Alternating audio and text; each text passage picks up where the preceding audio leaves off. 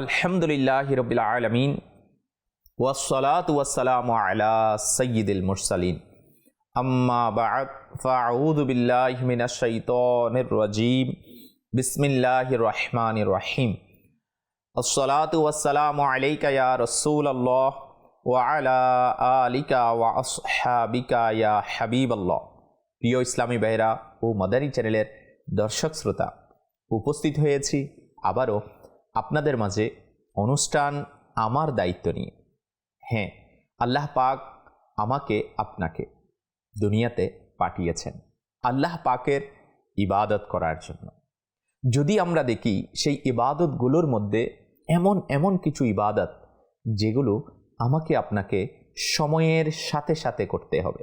এটা আমার দায়িত্ব, আপনার দায়িত্ব, প্রত্যেক মুসলমানের দায়িত্ব। আল্লাহ পাক আমাদের সবাইকে আমাদের প্রতি অর্পিত দায়িত্বগুলো যেন আমরা যথাযথভাবে আদায় করতে পারি সেই তৌফিক দান করুক।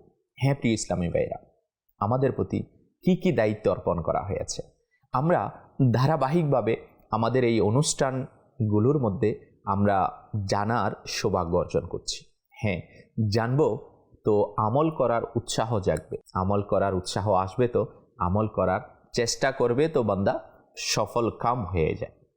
আজও আমি আপনাদের কাছে এমন একটি দায়িত্ব যেটা একজন মুসলমানের জন্য, এই দায়িত্ব যখন মুসলমান আদায় করে তখন এই দায়িত্ব মুমিনের পরিচয় দিয়ে। আপনি বলবেন কোনটা এমন দায়িত্ব যা মুমিনের পরিচয় বহন করে? তো সেই দায়িত্ব হচ্ছে সময় মতো নামাজ আদায় করা। হ্যাঁ, সময় মতো নামাজ আদায় করা।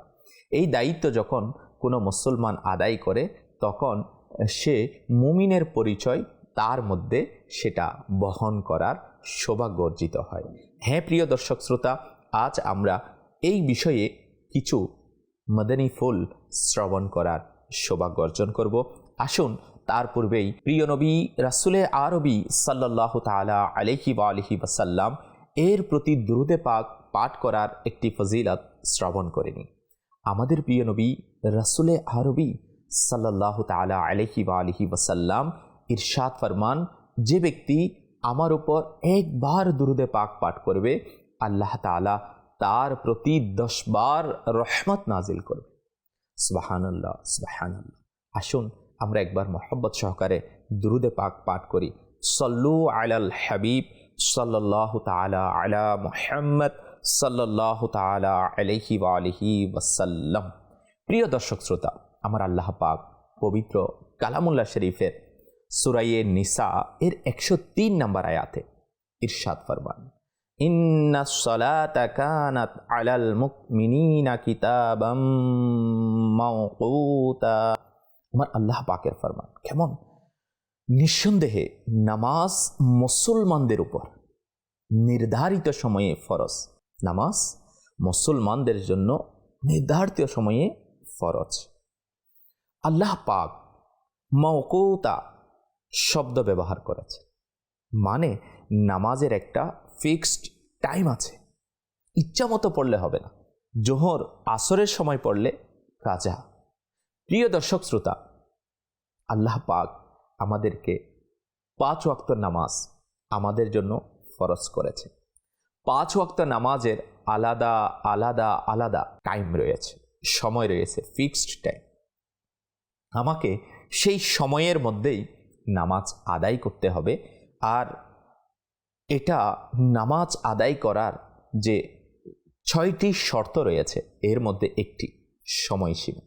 অবশ্যই আমাকে আপনাকে সেটা ফলো করতে হবে এবং সে অনুযায়ী নামাজ আমাকে আদায় করতে হবে। আল্লাহ পাক সূরা মাউন এর 4 থেকে 5 নম্বর আয়াতে বড়ই সুন্দর ইরশাদ ফরমাইয়েছেন, বিসমিল্লাহির রহমানির রহিম, ফাওয়াইলুল লিল মুসাল্লিন আল্লাযীনা হুম আন সালাতিহিম সাহুন। সুতরাং ওই নামাজীদের জন্য অনিষ্ট রয়েছে যারা আপন নামাজ থেকে ভুলে বসেছে। হাই হাই প্রিয় দর্শক শ্রোতা, লক্ষ্য করুন, বেনামাজির কথা না, নামাজির কথা, কিন্তু দেরি করে পড়ে। তাহলে বেনামাজির কি অবস্থা?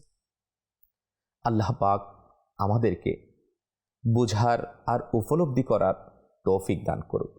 হ্যাঁ আশিকানে রসুল, শুনুন শুনুন, একটি ঘটনা কিতাবের মধ্যে বয়ান করা হয়েছে। শেখে তরিকাত আমির আহলে সুন্নাত দাওয়াত ইসলামের প্রতিষ্ঠাতা হজরত আল্লামা মৌলানা আবু বিলাল মোহাম্মদ ইলিয়াস আত্তার কাদেরী রজবি জিয়াই দামাত বরকাতুমুল আলিয়া ওনার লিখিত রিসালা কাফন চোর এর 20 পৃষ্ঠায় একটি শিক্ষণীয় ঘটনা বর্ণনা করেছেন। এক ব্যক্তির বোন মারা গেল। যখন সে তাকে দাফন করে ফিরে আসছিল, তখন মনে পড়ল যে তার টাকার ব্যাগ কবরে পড়ে গিয়েছিল। সুতরাং সে তার বোনের কবরে এলো এবং কবর খনন করলো যেন ব্যাগটি বের করে নিতে পারে। সে দেখল যে কবরে আগুনের শিখা প্রজ্বলিত হচ্ছিল। সুতরাং সে যেন তেনভাবে কবরে মাটি চাপা দিল এবং দুঃখ ভারাক্রান্ত হৃদয়ে কাঁদতে কাঁদতে মায়ের নিকট আসলো এবং জিজ্ঞাসা করল, হে আমার প্রিয় মা, আমার বোনের আমল কেমন ছিল? তিনি বললেন, বৎস, কেন জিজ্ঞাসা করছো? আরজ করলাম, আমি আমার বোনের কবরে আগুনের শিখা প্রজ্বলিত হতে দেখেছি। এই কথা শুনে মা কাঁদতে লাগলো এবং বলল, আফসোস, তোমার বোন নামাজে অলসতা করত এবং নামাজের সময় অতিবাহিত করে, অর্থাৎ নামাজ কাজা করে পড়ত। প্রিয় ইসলামী ভাইয়েরা ও মাদানী চ্যানেলের দর্শক শ্রোতা, বর্ণনাকৃত শিক্ষণীয় ঘটনা থেকে জানা গেল নামাজে অলসতা করা অনেক বড় গুনাহ এবং কবরের আযাবের কারণ। আমাদেরকেও 5 ওয়াক্ত নামাজ গভীর আগ্রহের সাথে মসজিদে জামায়াত সহকারে আদায় করা উচিত এবং নামাজে কখনো অলসতা করা উচিত নয়।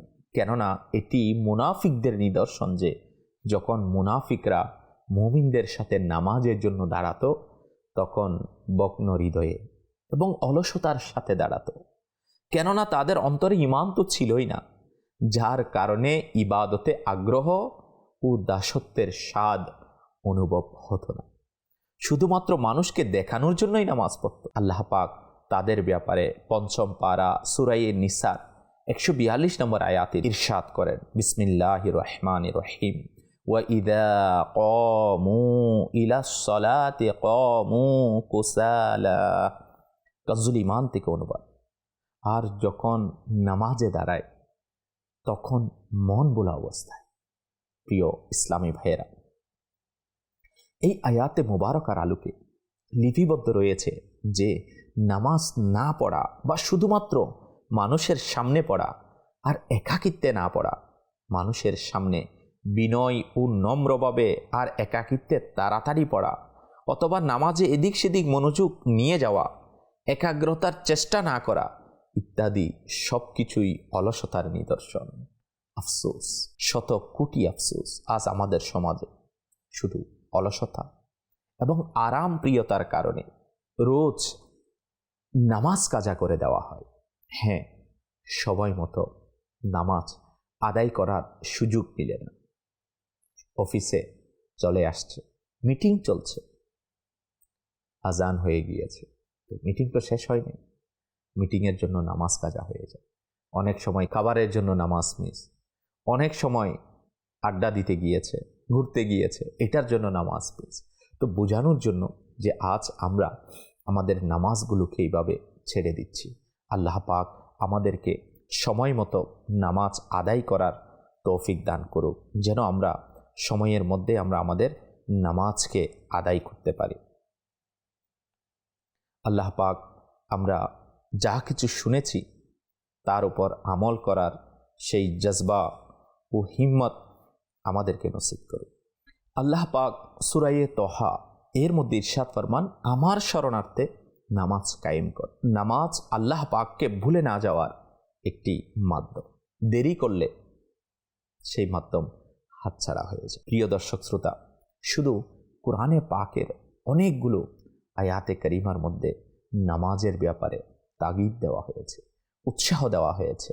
সময় মতো নামাজের প্রতি আমাদেরকে উদ্বুদ্ধ করা হয়েছে।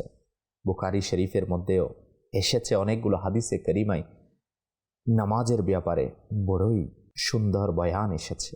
হ্যাঁ, শুনুন শুনুন, বুখারী শরীফের মধ্যে এসেছে, আব্দুল্লাহ ইবনে মাসউদ রাদিয়াল্লাহু তাআলা আনহু বলেন, আমি নবীজি সাল্লাল্লাহু তাআলা আলাইহি ওয়া আলিহি ওয়াসাল্লামকে জিজ্ঞেস করলাম, কোন আমল আল্লাহর কাছে সবচেয়ে প্রিয়?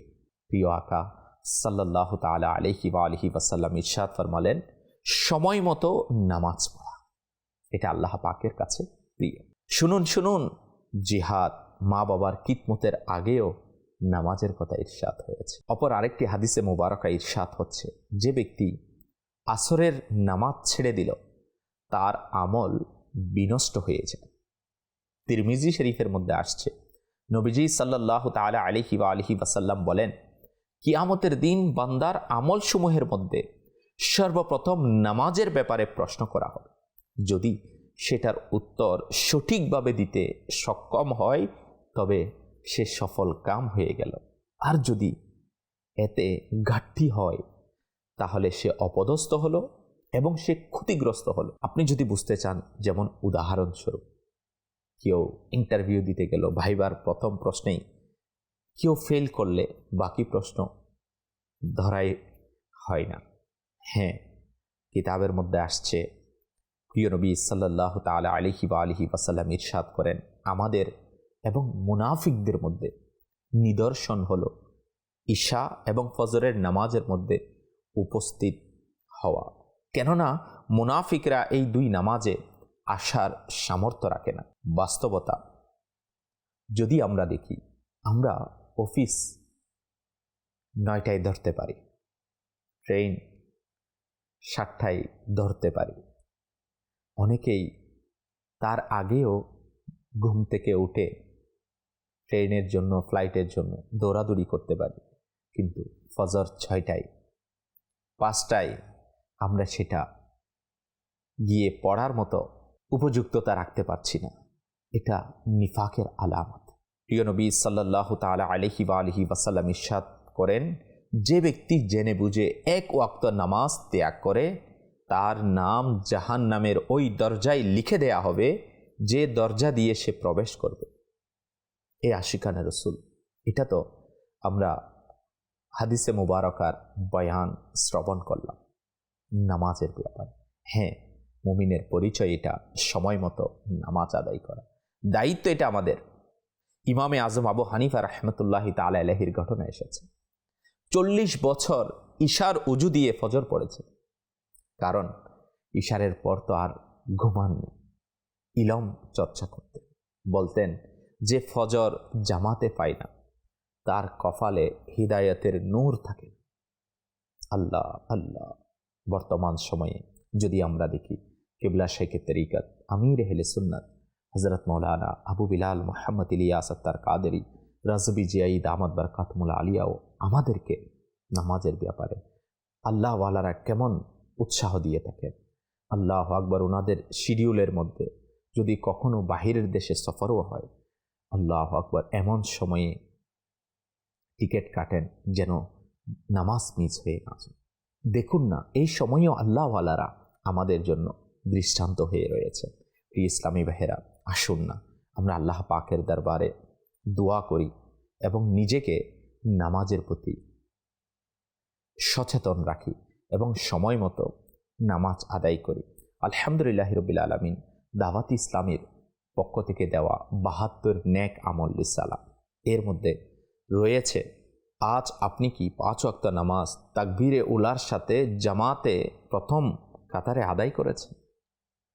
হ্যাঁ, যদি এই নেক আমলের প্রতি আমরা আমল করতে চাই তাহলে আমাদের কাছে কিছু অজুহাত চলে আসে। কাজের অনেক চাপ, অফিস থেকে টাইম মিলে না, সময় বের করা যাচ্ছে না। আল্লাহ আকবার। মনে রাখবেন, রিজিক দাতা আল্লাহ পাক। নামাজের টাইমে কাজ অনুমতি নেই। সাবধান, অফিসে যাই নামাজ রাখুন, নামাজ ওয়াক্তের মধ্যে আদায় করুন। হ্যাঁ, আমি সতর্কতা ও সাবধানতা আপনাকে জানাচ্ছি। আর যদি দেখি আরও কি অজুহাত আমাদের কাছে, ঘুম তো ভাঙেন। আল্লাহ আকবার। মুনাফিকের আলামত। সাবধান, ইশারের পর চাইলে মোবাইলে 3টা অ্যালার্ম দিতে পারেন, বন্ধুকে কল দিতে বলুন। হ্যাঁ, আপনিও চাইলে উঠে অপরকে আপনি কল দিয়ে উঠাতে পারেন। মুসলমানদেরকে ফজরের নামাজের জন্য জাগ্রত করা, এটা প্রিয় আকা মদিনে ওয়ালে মুস্তাফা সাল্লাল্লাহু তাআলা আলাইহি ওয়া আলিহি ওয়াসাল্লাম এর সুন্নতে মুবারাকা।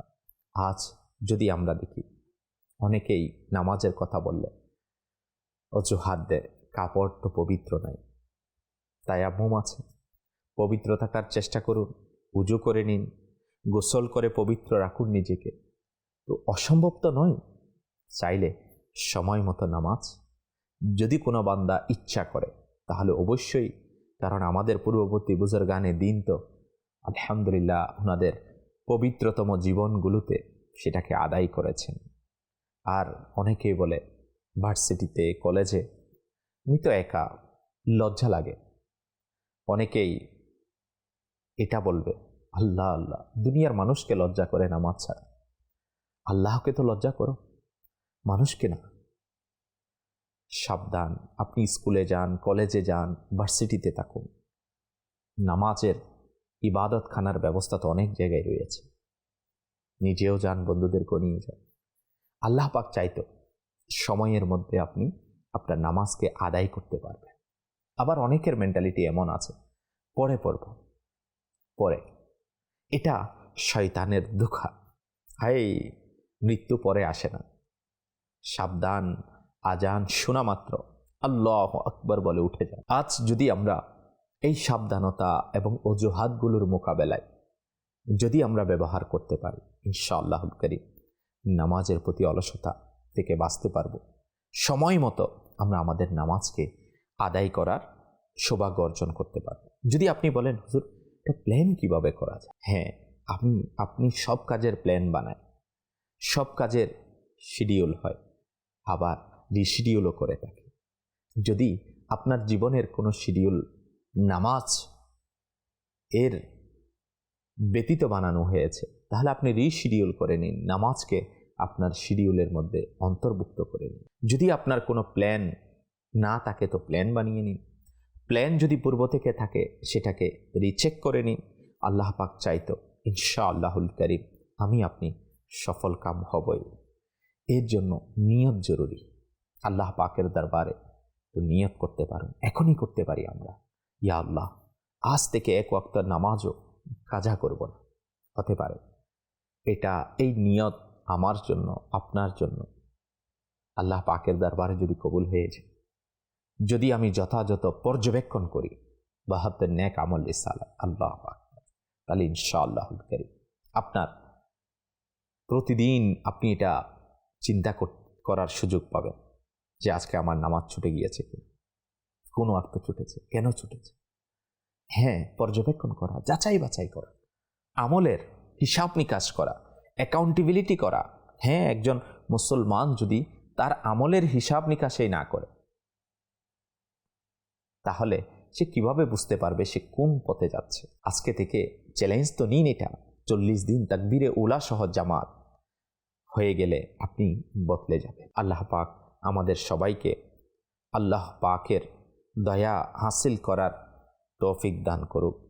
আমরা যদি আল্লাহ পাকের কাছে দোয়াও করি, হে আল্লাহ তোমার জিকির, শুকরিয়া ও সুন্দর ইবাদতে আমাকে সাহায্য করুন। দোয়া আল্লাহ পাকের দরবারে আমরা করতে পারি না, আর এই দোয়া যদি আল্লাহ তাআলার দরবারে আমরা করতে থাকি, ইনশাআল্লাহুল কারীম একটা সময় এমন আসবে আমাদের দোয়ার বরকতে আল্লাহ তাআলা আমাদেরকে আল্লাহ তাআলার ইবাদতের প্রতি অটলতা দান করবে।